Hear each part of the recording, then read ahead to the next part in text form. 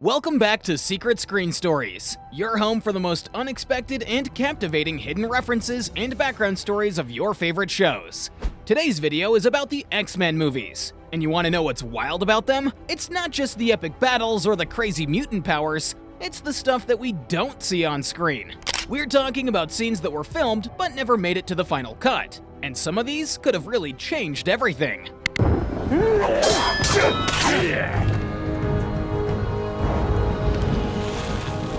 The X-Men series is one of the longest-running superhero franchises out there, with a timeline that stretches across 7 main movies and a whole bunch of solo adventures and spin-offs. But with such a huge universe, not everything gets to shine in the spotlight. There are so many hidden details, background stories, and cut scenes that the filmmakers had to leave behind. And most of these scenes would have totally blown your mind and made you see the characters in a whole new light.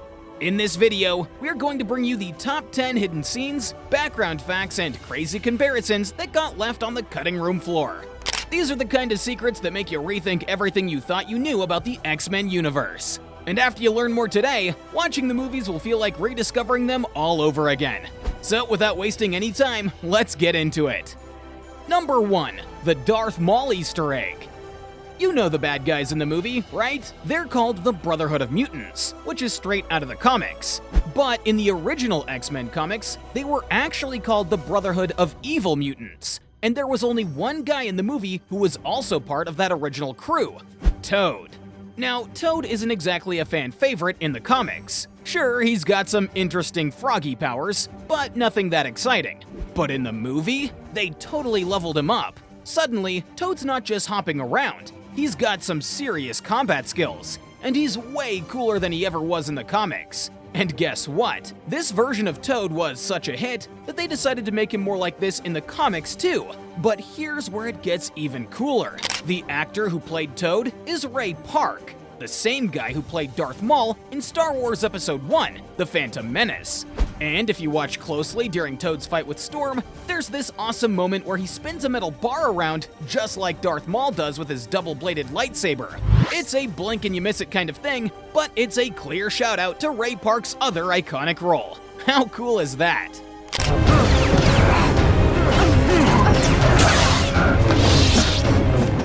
Number 2. The Jean Grey and Xavier Power Chat. Now, this one comes from the very first X-Men movie, and it's a deleted scene between Jean Grey and Professor Xavier. Look at me, Jean. I can help you. No. Look at me. Get out of my head. Now, if you remember Jean's storyline, you know she eventually transforms into the Phoenix in X-Men The Last Stand. But what if I told you there was a scene that could have given us a heads up about that way earlier? In this scene, Professor Xavier is struggling to locate Magneto using Cerebro, and Jean offers to help out.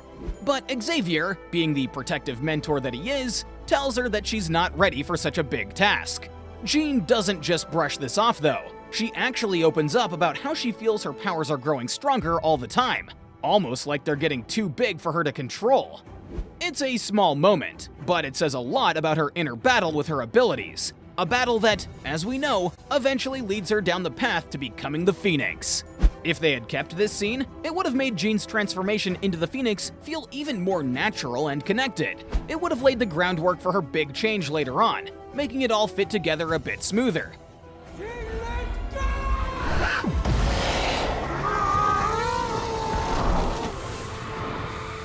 But hey, at least now you know about it, and you can see how it could have tied things together in a really cool way. Number 3. Rogue's unseen stand against the Cure. This is another hidden gem from X-Men The Last Stand that didn't make it to the final version of the movie, but it's a total game changer. In an alternate ending, we see Rogue returning to the Xavier mansion, but here's the twist. She doesn't take the cure. That's right. Instead of going through with it, she decides to keep her powers, even though they've made things super tough in her relationship with Bobby. In this scene, Rogue has a heart-to-heart with Bobby, explaining that she just couldn't bring herself to give up her powers, even with all the challenges they bring. This moment is pretty huge, because it shows Rogue accepting who she is, powers and all. It's a powerful message about embracing your true self, which is pretty much what the X-Men series is all about. The scene wraps up with Rogue confidently saying, "This is who I am.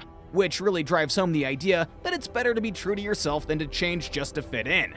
If they'd kept this ending, it would have given Rogue's story a much stronger finish, perfectly capturing the X-Men's message of self-acceptance.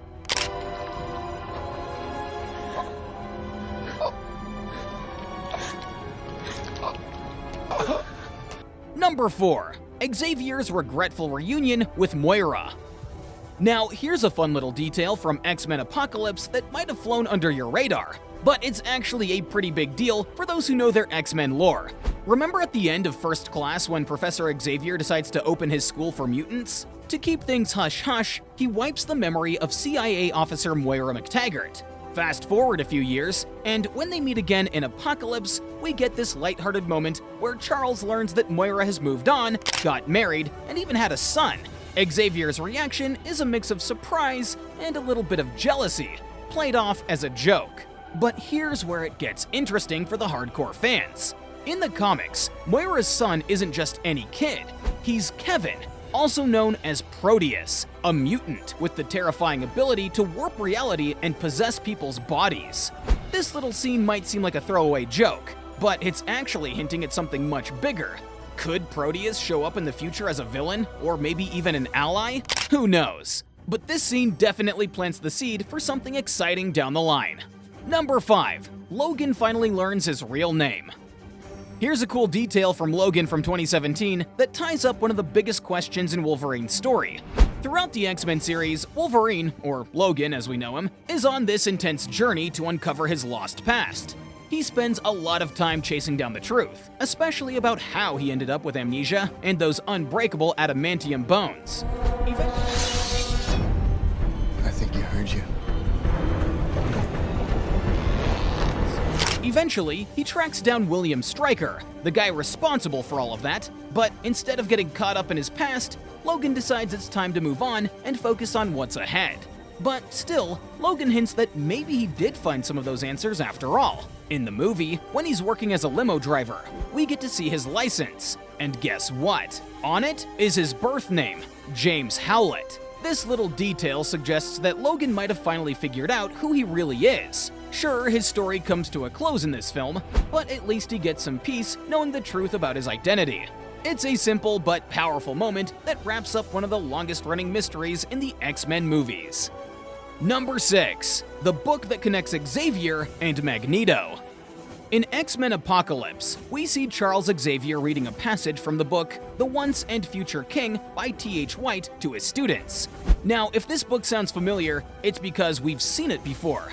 Magneto is reading the same book while he's locked up in his prison cell in X2 X-Men United. Plus, Xavier mentions this very book in another lesson during the same movie. So, what's the deal with this book? Well, The Once and Future King is all about the legend of King Arthur, and the title itself refers to the mythical inscription on King Arthur's supposed gravestone. In the comics, this book is one of Xavier's favorites, and he sees himself as a sort of Merlin figure, a mentor and guide to his students, much like Merlin was to Arthur. On the other hand, you can bet that Magneto probably sees himself more as the Once and Future King type, the one destined to rise and to lead. This shared love for the book adds another layer to their complex relationship, showing how both men see themselves as leaders, but in very different ways.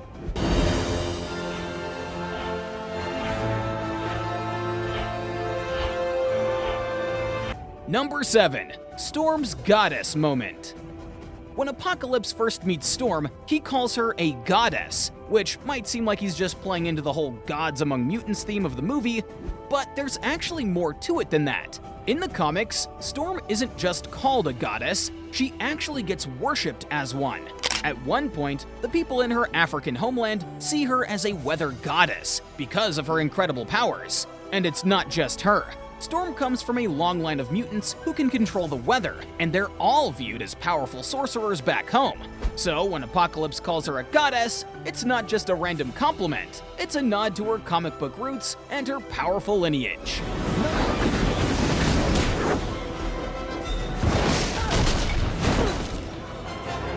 Number 8. The third movie curse.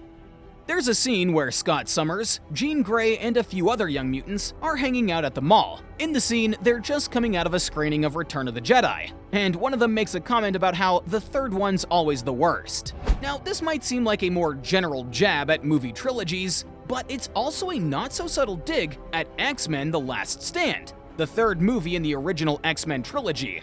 Fans often call it the weakest of the first three films, and funnily enough, it's the only one in that trilogy that wasn't directed by Bryan Singer. But here's the ironic twist. X-Men Apocalypse itself is often considered the worst of its own trilogy, which includes First Class and Days of Future Past. It's like the movie was poking fun at itself without even realizing it.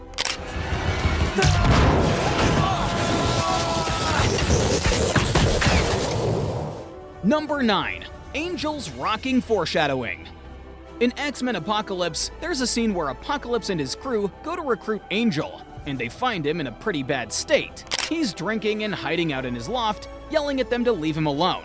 But here's the interesting part. The song blasting in the background is none other than the Four Horsemen by Metallica from their 1983 album Kill 'Em All. Now, this song choice isn't just a random pick. It's a pretty spot-on hint about what's coming next, since Apocalypse is all about assembling his Four Horsemen. Rise.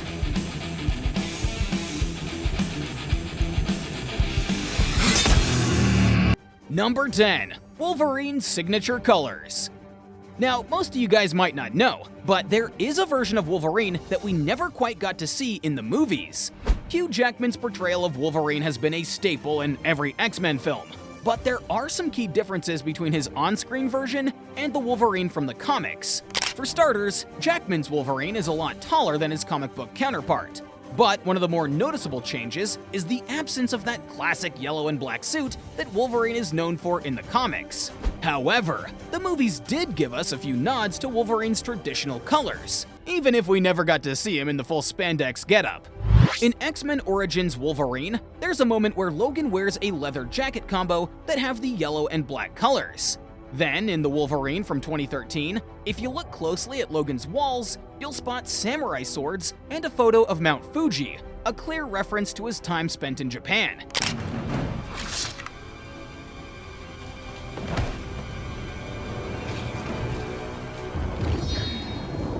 These little details might not fully replace the iconic suit, but they're a fun way the filmmakers brought some of Wolverine's comic book heritage into the movies.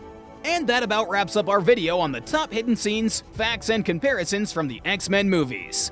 If you enjoyed this video, make sure to subscribe to Secret Screen Stories so you don't miss out on more cool movie insights. Your support really helps us keep bringing you more content like this, so don't forget to give us a thumbs up and drop your thoughts in the comments down below. Which of these hidden gems surprised you the most? And would you have liked to see them in the final cut? Thanks for watching, and we'll catch you in the next video.